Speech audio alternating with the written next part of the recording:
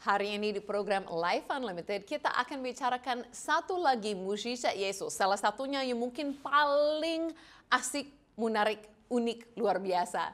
Mau tahu yang mana? Mari ikut saya masuk di dalam program Life Unlimited.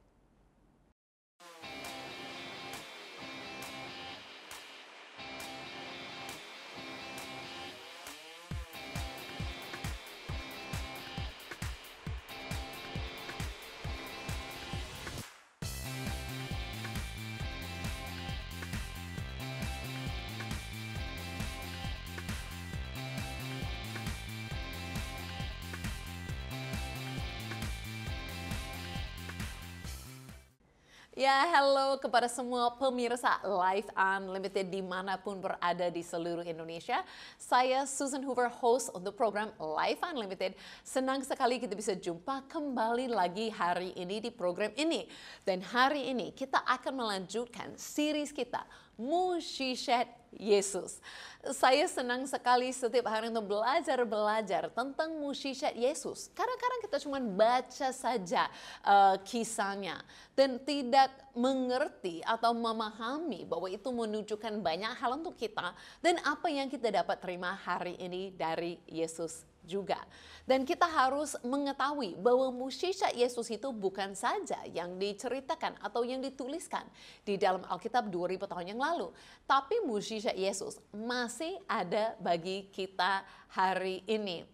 Karena itu di sepanjang program Life Unlimited ada beberapa cara untuk hubungi kami, tim Life Unlimited. Untuk ada yang mau didoakan, mungkin ada yang mau tanyakan sesuatu. Dan kami senang sekali dengan menerima feedback daripada semua pemirsa Life Unlimited.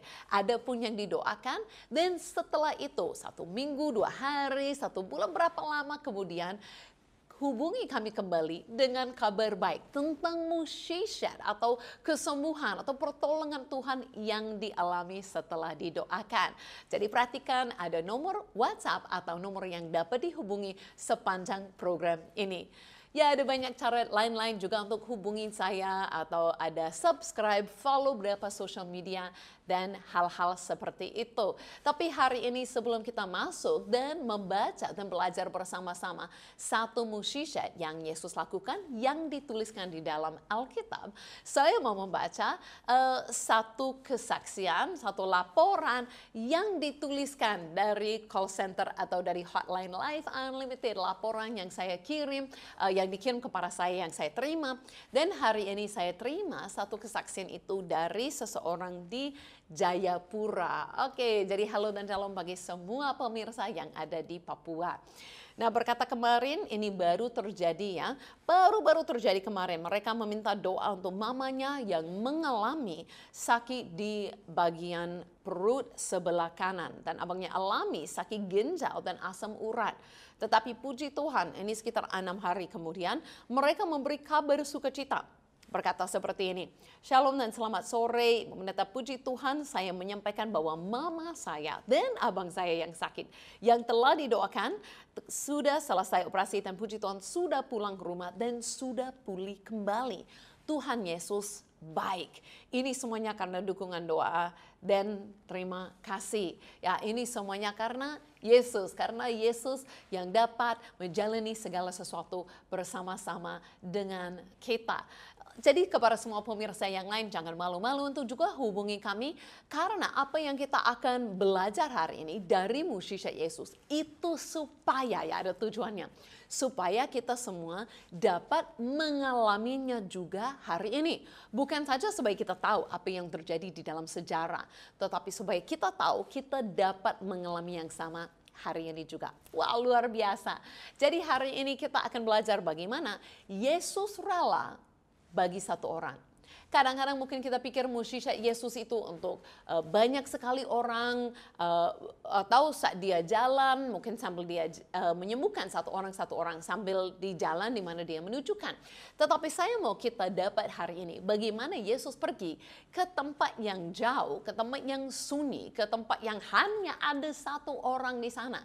Jadi benar-benar khususnya untuk menjangkau satu orang ini. Dan kita harus juga mengerti Kalau kita baca ini kisahnya hari ini di Markus pasal 5 awalnya berkata dalam ayat yang pertama, Lalu sampailah mereka di seberang danau itu di daerah orang Gerasa. Nah berkata Yesus sudah sampai. Dia naik perahu, dia sampai di seberang.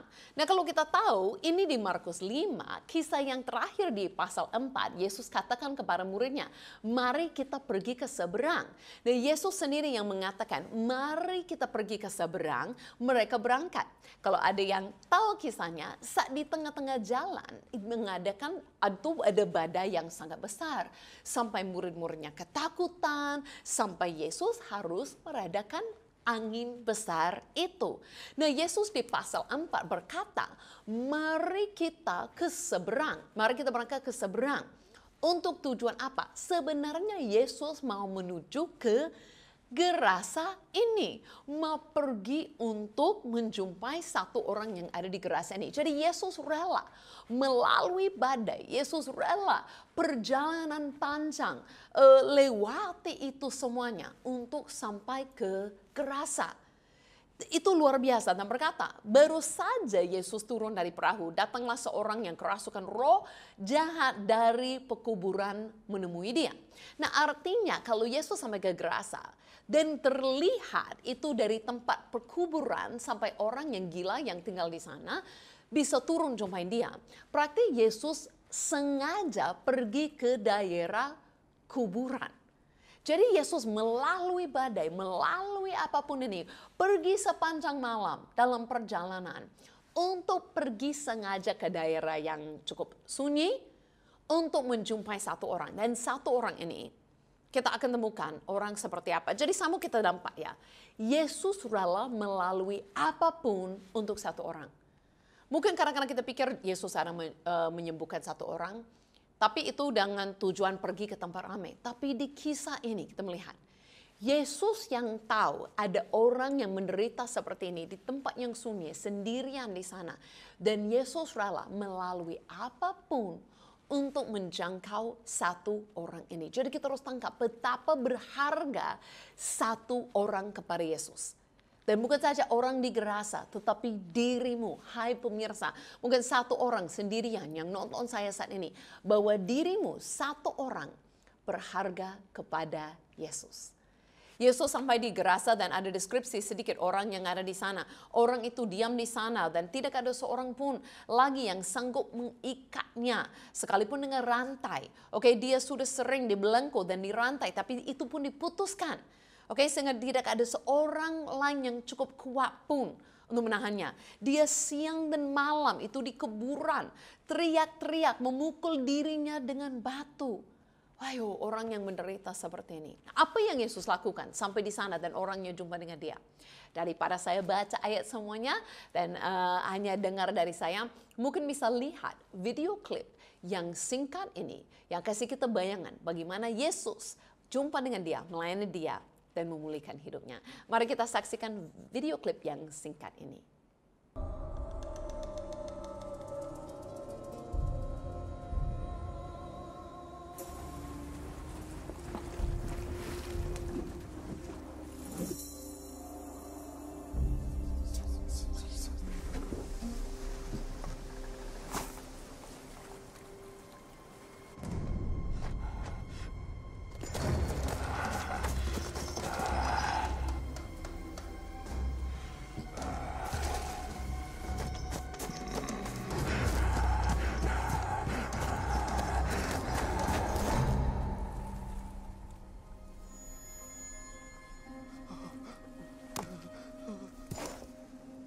Isa, anak yang datang dari Allah.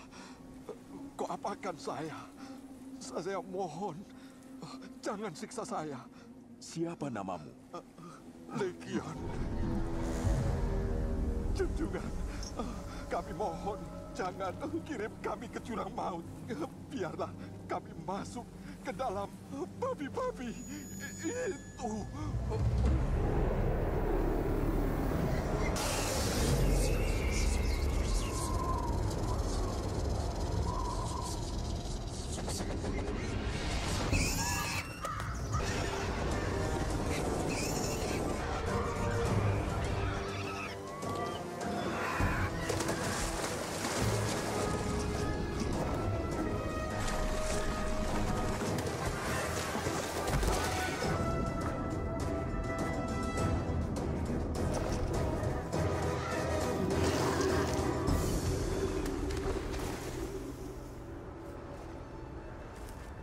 Pergi dari sini, tukang sihir. Tinggalkan kami.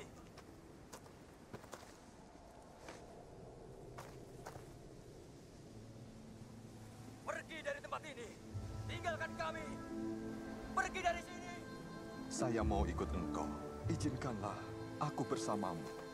Pulanglah dan ceritakan semua ini.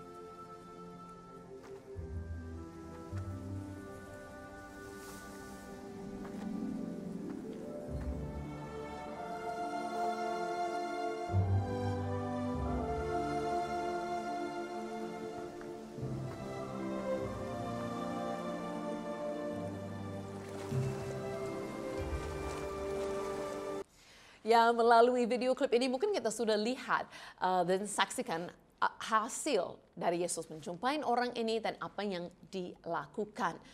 Sebenarnya kenapa akhirnya roh jahat itu ada minta bukan saja untuk diusir atau kemana, tapi diusir kepada para babi. Karena sebelumnya di ayat 8 berkata, karena sebelumnya Yesus mengatakan kepadanya, hai engkau roh jahat, keluar dari orang ini.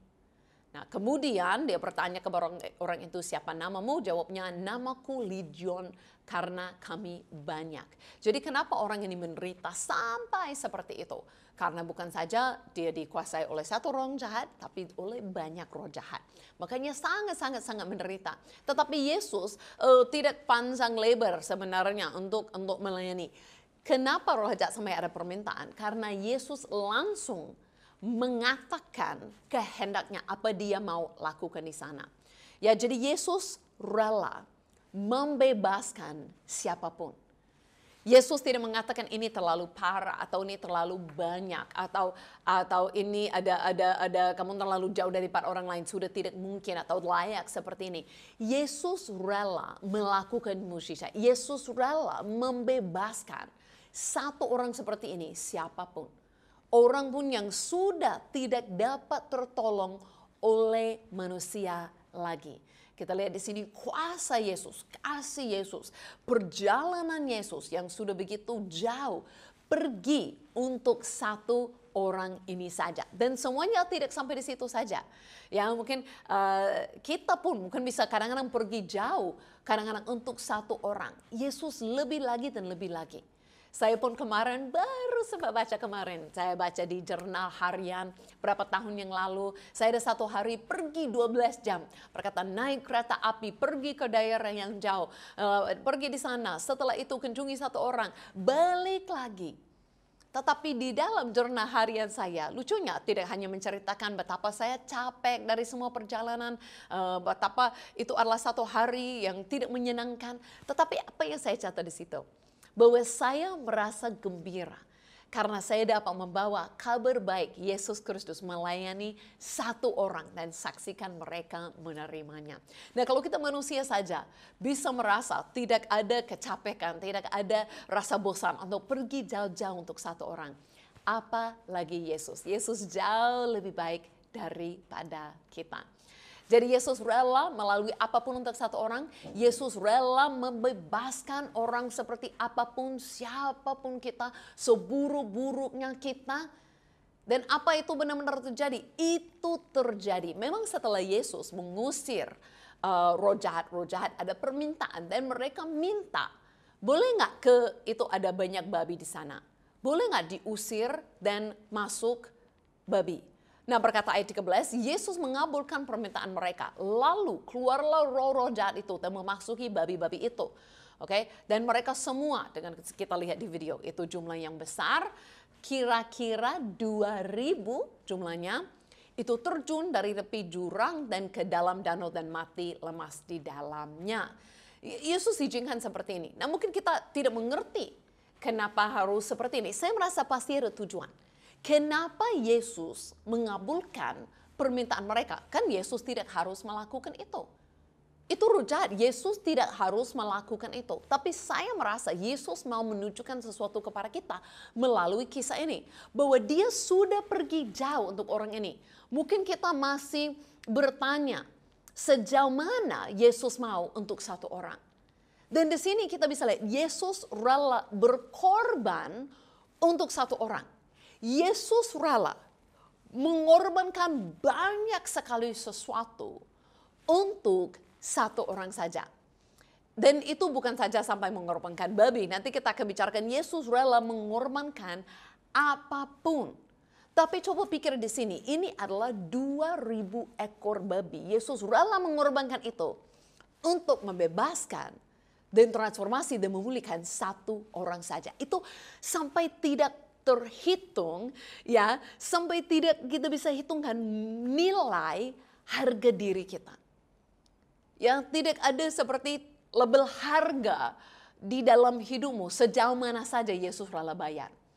Untuk orang ini, coba kita hitung ya. Kalau kemarin baru saya searching untuk harga babi hidup. Minta maaf, saya bukan orang yang makan daging babi, jadi saya tidak tahu sama sekali harga babi. Jadi saya harus searching. Nah, kemarin saya dapat harga yang di Bali, mungkin di bagian Indonesia yang lain-lain itu berbeda. Katanya harganya baru naik.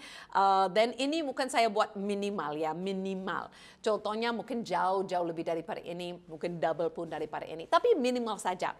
Kalau dihitung itu contohnya babi 100 kilo, itu adalah harga 40.000 per kilo. Praktik itu sudah 400.000 per ekor. Nah kalau itu 2.000, kita hitung sama-sama ya. Praktik itu kalau saya nggak salah ya, itu adalah 800 juta itu harganya untuk 2.000 ekor babi hidup. Itu 800 juta. Ya itu jumlah yang cukup besar ya. Dahsyatnya, besarnya. Tetapi kok Yesus mau lakukan itu, menunjukkan, saya merasa dia mau menunjukkan seperti ini. Tidak ada harga terlalu tinggi untuk satu orang dibebaskan. Tidak ada yang Yesus tidak rela melakukan untuk satu orang. Dan itu lebih lagi untuk kita. Nah, Yesus tidak harus untuk kita bayar harga seperti itu. Hari ini mungkin jarang kita bisa hitung dengan, mungkin pasti ada di beberapa daerah ya hitung dengan harga mau kasih berapa sapi atau berapa babi atau berapa ekor seperti itu. Saya ingat pertama kali saya ke Wamena, berkata mereka kan masih mau ya untuk terima seorang istri, mungkin mau kasih ke para keluarga berapa ekor. Jadi saya ingat pada waktu itu saya pun hanya layak sepertinya terima 30 ekor ya untuk mendapatkan saya, oke, kalau mau kasih kepada bapak saya. Jadi merasa saja di mata manusia mungkin kita hanya merasa layak segitu saja. Oh, harga diri saya cuma segini. Tetapi di mata Yesus jauh lebih daripada itu. Dan Yesus tidak untuk membeli kita. Yesus tidak menggunakan hanya seperti ini. Dia tidak hanya mengorbankan binatang-binatang yang dia ciptakan. Nah ingat kalau merasa, oh ini saya nggak pakai Yesus bayar itu tidak. Ingat semuanya ini adalah ciptaannya Tuhan. Dan Tuhan dapat memutuskan bagaimana kalau dia mau mengorbankan banyak ciptaannya untuk menyelamatkan manusia. Untuk menyelamatkan kita. Tapi yang luar biasa nih, Yesus tidak hanya sampai di situ. Untuk kita semuanya, Yesus rela memberi nyawanya sendiri. Yesus tidak membeli dirimu dengan hanya mengorbankan sesuatu yang lain. Tetapi Yesus rela berkorban untuk satu orang sampai berkorban dengan nyawanya sendiri. Berkata ayat yang sangat indah sekali dalam Roma 5 ayat 7 dan 8. Yesus bukan saja rela berkorban untuk orang yang seburuk ini, orang yang menderita seperti ini, orang gerasa ini, legion. Tetapi Yesus rela berkorban untuk kita semuanya. Kita semuanya bukan orang yang layak, bukan orang yang baik. Berkata sebab tidak mudah seorang mau mati untuk orang yang benar. Tetapi mungkin untuk orang yang baik ada yang berani mati. Tetapi untuk orang tidak baik tidak mungkin. Tetapi mungkin kalau ada orang yang sungguh-sungguh baik, siapa tahu ada yang mau. Tetapi ini kabar yang luar biasa bagi kita. Akan tetapi Allah menunjukkan kasih-Nya kepada kita oleh karena Kristus itu Yesus mati untuk kita ketika kita masih berdosa. Lebih lagi orang gerasa ini jangan terlalu heran, Yesus rela mengorbankan apapun untuk membebaskan, untuk menyelamatkan satu orang gerasa ini yang sudah begitu menderita, orang yang tertekan, orang yang dikuasai roh jahat seperti ini. Yesus rela berkorban untuk dirimu sampai mati bagimu. Yesus rela bayar harga apapun, jauh lebih daripada ratusan juta atau MM-nya atau miliar atau berapapun. Label harga dirimu tidak terhitung, tidak dapat ternilai karena itu dibeli dengan darah Yesus sendiri. Yesus sendiri mati bagimu untuk menebus dosa-dosamu, untuk menebus hidupmu, untuk melakukan itu semuanya. Wow, betapa Yesus benar-benar mengasihi kita dengan kasih yang luar biasa. Karena itu saya rasa kita mau lanjut dalam kisah ini. Temukan lagi poin-poin yang menarik, tapi saya harap semuanya bisa benar-benar bisa merasa bagaimana Yesus rela untuk mendapatkan kita. Nah, apa yang terjadi? Saat babi ini setelah semuanya terjadi, ya berkata dalam ayat 15 bahwa orang lain keluar, datang kepada Yesus dan melihat orang yang kerasukan itu duduk, sudah berpakaian dan sudah waras. Orang yang tadinya kerasukan legion itu, maka takutlah mereka. Mereka melihat orang yang dulu ini sudah tidak dapat diikat, orang yang memukul dirinya, orang yang teriak dan tinggal di kuburan, sudah waras. Wow, luar biasa sekali. Dan kelanjutannya ayat 17, lalu mereka mendesak supaya dia meninggalkan daerah mereka. Nah, ini benarnya mereka minta Yesus pergi. Jadi pada waktu itu Yesus naik lagi ke dalam perahu, orang yang tadinya kerasukan setan, dia minta supaya diperkenankan menyertai dia. Minta, Yesus tolong aku mau ikut engkau. Dan Yesus tidak memperkenankannya. Tapi dia berkata kepada orang itu, dia punya sesuatu yang ajaib. Dia berkata apa? Dia tidak berkata, aku tolak engkau, tidak boleh ikut saya. Kamu tidak layak. No, malahan dia berkata seperti ini. Pulanglah ke rumahmu, kepada orang-orang sekampungmu. Dan beritahulah kepada mereka segala sesuatu yang telah berbuat oleh Tuhan atasmu. Dan bagaimana dia telah mengasihani engkau.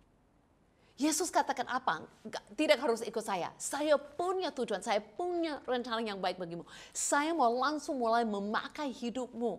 Saya mau semua orang tahu kamu bukan lagi gila, kamu bukan lagi kerasukan, kamu bukan lagi apa-apa seperti ini. Kamu sudah waras, sudah berpakaian. Pulanglah ke rumah dan menceritakan, langsung punya kesaksian yang luar biasa. Mulai ceritakan kepada semua orang bagaimana Tuhan sudah mengasihani engkau.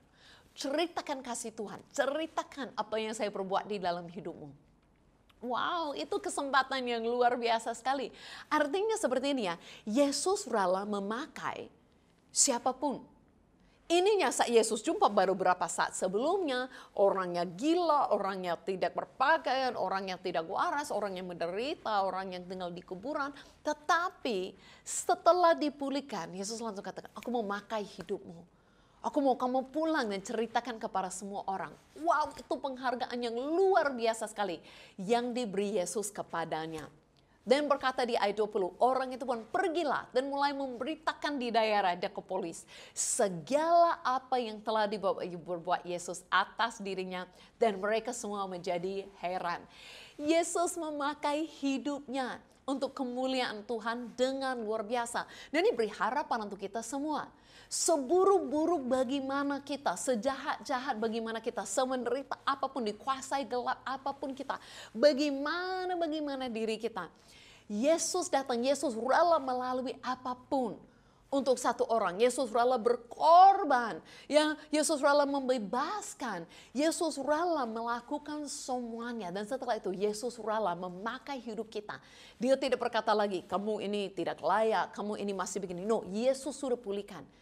Dan dia rela memakai orang ini untuk kemuliaannya. Dan itu juga untuk kita hari ini. Yesus dapat transformasi hidupmu. Yesus rela melakukan apapun untuk menyelamatkan dirimu. Dan dia sudah mau memakai hidupmu. Bukan saja satu orang ini. Yang dulu dirasai roh jahat. Menjadi orang yang ceritakan kabar baik dan menceritakan Injil kepada orang lain. Pernah ada satu perempuan yang sangat terkenal, lebih kenal daripada orang ini, yang juga sudah pernah dirasukin 7 roh jahat, ditransformasi Yesus dan dipercayakan kabar yang luar biasa. Siapa itu? Namanya mungkin baru ingat. Oke, mari ikut saya dalam video klip yang sangat menarik ini kepada kota Magdala untuk temukan siapa itu. Pernah dengar nama Maria Magdalena? Memang ada berapa orang Maria yang ikut Yesus. Ada Maria, itu ibunya Yesus, ada Maria yang saudarinya dari Marta, dan ada namanya Maria Magdalena. Nah, Magdalena itu datang dari kota ini, dari tempat ini. Yang dulu itu adalah Magdala. Jadi artinya Maria dari Magdala, itu namanya Maria Magdalena. Nah, kalau saya datang ke tempat ini, Magdala bisa lihat di belakang saya masih ada sisanya yang ditemukan dari kota ini yang sudah ribuan tahun yang lalu. Wah, sangat luar biasa. Nah, bayangkan saja Maria Magdalena datang dari kota ini dan kalau kita lihat kisah hidupnya, itu adalah teladan, itu adalah contoh bagaimana Yesus bisa benar-benar ubahkan seseorang dengan luar biasa. Hal yang pertama kita tahu dari Maria Magdalena adalah Yesus usir 7 roh jahat dari dia. Jadi bayangkan saat dia datang pertama kali kepada Yesus, dia adalah orang yang hancur, dia adalah orang yang penuh dengan roh jahat, mungkin orang gila. Kita anggap orang itu mungkin tidak punya masa depan sama sekali. Tapi yang terakhir yang kita lihat dari dia adalah apa? Bukan saja dia menjadi pengikut Yesus yang sangat setia, yang sangat luar biasa, tapi bahkan dia adalah satu orang yang Yesus percayakan kabar kebangkitannya untuk pertama kali. Maria Magdalena itu adalah orang yang sangat luar biasa yang dipakai oleh Yesus. Bahkan orang yang dipercayakan untuk membawa kabar kebangkitan kepada murid-murid yang lain. Seseorang yang begitu dekat kepada Yesus, seseorang yang begitu luar biasa. Jadi bisa lihat, hidup yang diubahkan dari orang yang mungkin dulu gila, begitu hancur, bisa menjadi orang yang begitu dipakai Yesus dengan luar biasa. Sampai hari ini kalau dengar namanya Maria Magdalena, masih pikir, wow, itu wanita yang sangat luar biasa. Dan saya percaya kalau Yesus bisa lakukan itu kepada Maria dari Magdala, dia bisa lakukan itu juga bagi hidupmu. Ternyata kisah orang Gerasa ada miripnya dengan kisah Maria Magdalena. Dan bukan saja sampai di situ 2 orang. Tetapi saya percaya Yesus mau ingatkan kita semua betapa satu orang saja, siapapun mereka, orang yang pun dalam kegelapan dan buruk sekali hidupnya, sangat berharga kepada Yesus dan dia rela. Yesus rela lakukan apapun. Dan dia sudah menunjukkan itu, dia sudah buktikan dengan dia sendiri mati bagi kita. Dan dia pun percayakan kepadamu, bukan saja perubahan hidupmu, tetapi kesempatan untuk ikut Yesus dan membawa kemuliaan kepada namanya. Wow, luar biasa kuasa Yesus. Karena itu saya mau berdoa mungkin saat ini kepada setiap orang yang merasa tertekan, yang merasa tidak bebas, yang perlu jamahan Tuhan dalam hidupmu saat ini. Mari kita berdoa. Terima kasih Yesus untuk kuasa-Mu yang ada bagi setiap pemirsa Life Unlimited saat ini dimanapun mereka berada. Mungkin mereka yang bergumul dengan depresi, mereka bergumul dengan kuasa gelap, mereka yang bergumul dengan banyak hal terikat dalam hidup mereka tidak bisa bebas. Kami bersyukur Tuhan, Engkau tetap berkuasa dan Engkau dapat turun dan masuk menjamah hidup mereka, membebaskan, membawa transformasi. Dan kami deklarasi mereka tidak akan sama lagi. Dijamah oleh kuasa Yesus, dibebaskan selama-lamanya. Terima kasih Yesus, Engkau luar biasa. Dan kami percaya, saat ada Engkau, setiap orang dapat merasa betapa mereka berharga di dalam mata-Mu. Di dalam nama Yesus kami berdoa. Amin, amin. Kalau masih ada yang mau terima doa lebih lagi dari tim Life Unlimited, jangan menunggu. Segera hubungi kami. Dan ada tim yang siap untuk mendoakanmu. Dan percaya akan ada transformasi yang luar biasa terjadi. Kenapa? Karena Yesus sungguh-sungguh mengasihimu. Sampai kita jumpa lagi di program Life Unlimited. Saya Susan Hoover mengucapkan terima kasih dan Tuhan Yesus memberkati.